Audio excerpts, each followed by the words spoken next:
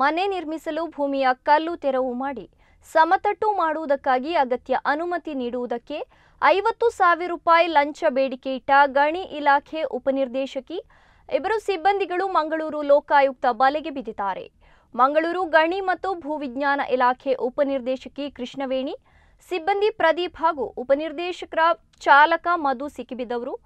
ವ್ಯಕ್ತಿಯೊಬ್ಬರು ತನ್ನ ಪರಿಚಯದವರ ಹೆಸರಿನಲ್ಲಿ ಇರುವ ಉಳ್ಳಾಲ ತಾಲೂಕು ಇರಾ ಗ್ರಾಮದ ಸರ್ವೆ ನಂಬರ್ 279/5ರಲ್ಲಿ 1.39 ಎಕರೆ ವಿಸ್ತೀರ್ಣದ ಜಮೀನಿನ ಪೈಕಿ 0.35 ಎಕರೆ ಪ್ರದೇಶದಲ್ಲಿ ಮನೆಯನ್ನ ಕಟ್ಟುವ ಉದ್ದೇಶದಿಂದ ಕಟ್ಟಡ ಕಲ್ಲು ತೆಗೆದು ಸಮತಟ್ಟು ಮಾಡಲು ಅನುಮತಿ ನೀಡಲು ಮಂಗಳೂರಿನ ಗಣಿ ಮತ್ತು ಭೂವಿಜ್ಞಾನ ಇಲಾಖೆಗೆ ಕಳೆದ ವರ್ಷ ಅಕ್ಟೋಬರ್ 28ರಂದ ಅರ್ಜಿಯನ್ನು ಸಲ್ಲಿಸಿದರು.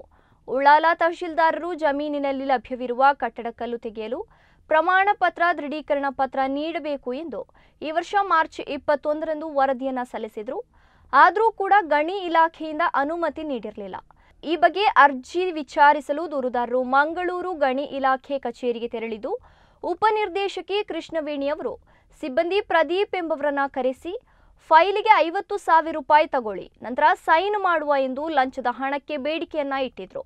ಬುಧವಾರ ಉಪನಿರ್ದೇಶಕಿ ಕೃಷ್ಣವೇಣಿ ಅವರ ಚಾಲಕ ಮಧು ಎಂಬವರ ಮೂಲಕ 50,000 ರೂಪಾಯಿ ಲಂಚದ ಹಣ ಸ್ವೀಕರಿಸುವಾಗ ಲೋಕಾಯುಕ್ತ ಪೊಲೀಸರಿಗೆ ಸಿಕ್ಕಿಬಿದ್ದಿದ್ದಾರೆ. ಈ ಬಗ್ಗೆ ಮಂಗಳೂರು ಲೋಕಾಯುಕ್ತ ಪೊಲೀಸ್ ಠಾಣೆಯಲ್ಲಿ ಮಂಗಳೂರು ಗಣಿ ಇಲಾಖೆಯ ಉಪನಿರ್ದೇಶಕಿ ಕೃಷ್ಣವೇಣಿ ಮತ್ತು ಸಿಬ್ಬಂದಿ ಪ್ರದೀಪ್ ಅವರ ವಿರುದ್ಧ ಪ್ರಕರಣ ದಾಖಲಾಗಿದೆ. ಈ ಕಾರ್ಯಾಚರಣೆಯಲ್ಲಿ ಲೋಕಾಯುಕ್ತ ಪ್ರಭಾರ SP Kumarachandra, DYSP doctor Gana P Kumar, Suresh Kumar P, police ನಿರೀಕ್ಷಕರಾದ ಭಾರತಿ ಜಿ, ಚಂದ್ರಶೇಖರ್ ಕೆಎನ್ ಹಾಗೂ ಉಡುಪಿ ಲೋಕಾಯುಕ್ತ ಪೊಲೀಸ್ ಠಾಣೆ ಪೊಲೀಸ್ ನಿರೀಕ್ಷಕರಾದ ಮಂಜುನಾಥ್, ರಾಜೇಂದ್ರ ನಾಯ್ಕ್ ಮತ್ತಿತರರು ಭಾಗವಹಿಸಿದರು.